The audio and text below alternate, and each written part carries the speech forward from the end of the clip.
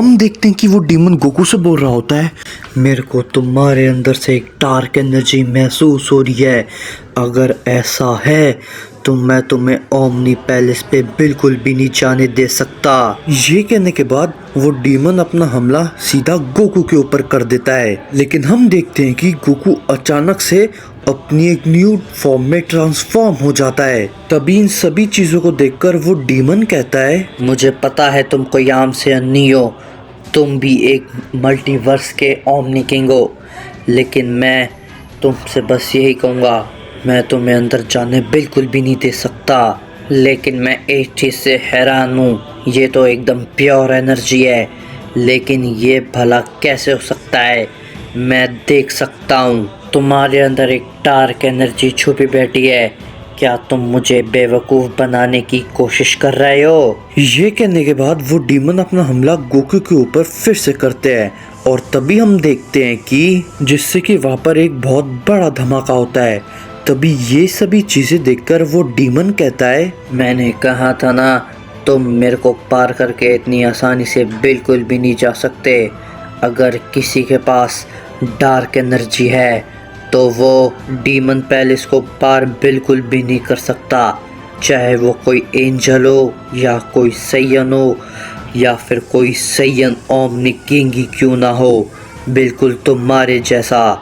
जैसे ही वो बात ये डीमन कहता है, हम देखते हैं कि गोकू उस शख्स के पीछे आता है और उसके ऊपर एक बहुत जोर का हिट करता है, जिससे वो शख्स रोक नहीं पाता और चोट खा के काफी दूर गिर जाता है। और तभी गोकू कहता है, मेरे पास इतना फालतू समय बिल्कुल भी नहीं है कि मैं तुम जैसे डीमंस के ऊपर अपना समय बर्बाद करूं।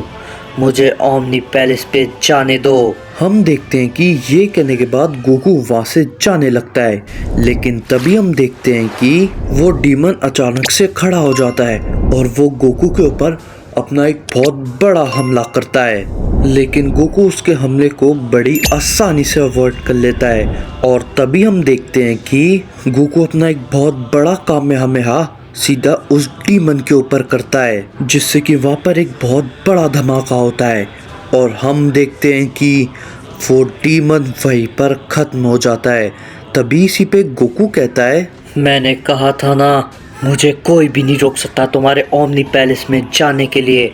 मेरे को पता है इसके पीछे क्या है, आखिर त्रस्तेन ने क्या चाल चली है और हारुका और बाकी सब ने भी।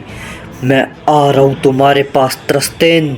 ये कहने के बाद गोकू वहाँ से आगे बढ़ने लगता है और हम देखते हैं कि गोकू जैसे जैसे आगे बढ़ने लगता है, गोकू काफ़ी ज़्यादा तेज़ी से थकने लगता है। और तभी गोकू कहता है, आखिर ये जगह काफ़ी ज़्यादा अजीब है। जैसे जैसे मैं काफ़ी आगे बढ़ता जा रहा हूँ, मेरी ताकत उतनी ही तेज़ी से बहुत ही ज़्यादा कम होती जा रही है। लेकिन हम देखते हैं कि गोकू जैसे ही अब आगे बढ़ता है, गोकू के ऊपर एक काफ़ी बड़ा हमला आता है, जिसे गोकू बिल्कुल भी नहीं रोक पाता और वो चोट खाकर नीचे गिर जाता है। और तभी गोकू खड़े होते हुए कहता है, क्या अब भला ये क्या था? अब भला यहाँ पर कौन आया है? मेरे सामने आओ। और तभी हम देखते हैं कि गोकू के सामने एक डीमन आता है, जो कि उस पिछले डीमन से काफ़ी ज़्यादा अजीब होता है। तभी गोकू कहता है, क्या आखिर अब भला तुम कौन हो? तुम मेरे रास्ते से हट जाओ, मैं तुम्हें पहले ही बता देता हूँ। जिसके ऊपर तभी वो डीमन कहता है, देखने से तो तुम एक सैयन लगते हो, लेकिन एक सेकेंड, कहीं तुम वो सैयन ओमनी किंग तो नहीं जिसके बारे में मैंने सुना था? लेकिन तुम भला यहाँ पर क्या कर रहे हो? मैं तुम्हें एक बात बता दूं, हमारे ओमनी किंग तुमसे बिल्कुल भी नहीं मिलना चाहते, क्योंकि तुम्हारी पिछली जनरेशन की सैयन प्रजाति ने जो किया था उसके बाद तो बिल्कुल भी नहीं। तो अगर तुम अपनी जान बचाना चाहते हो तो इससे बढ़िया यही होगा, सीधा पीछे मुड़कर वापस चले जाओ, क्योंकि मैं तुम्हें बिल्कुल भी नहीं छोड़ूंगा अगर तुमने आगे बढ़ने की कोशिश भी करी तो। हम देखते हैं कि गोकू उस डीमन की बातों को बिल्कुल भी नहीं सुनता और उस डीमन के ऊपर अपना हमला कर देता है।